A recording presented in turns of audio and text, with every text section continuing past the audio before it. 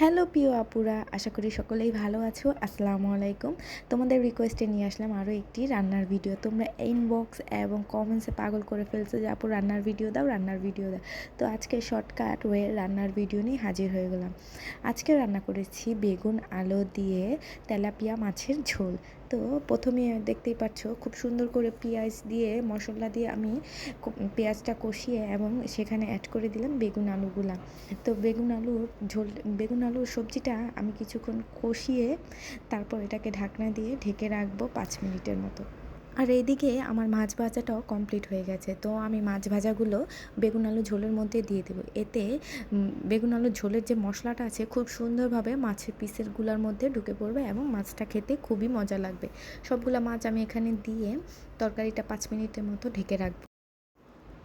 দেন এখানে আমি কিছু ফালি করে রাখা কাঁচামরিচ দিয়ে দেবো এবং সাথে ধনিয়া পাতাও অ্যাড করে দেবো, যাতে ফ্লেভারটা খুবই সুন্দর আসে।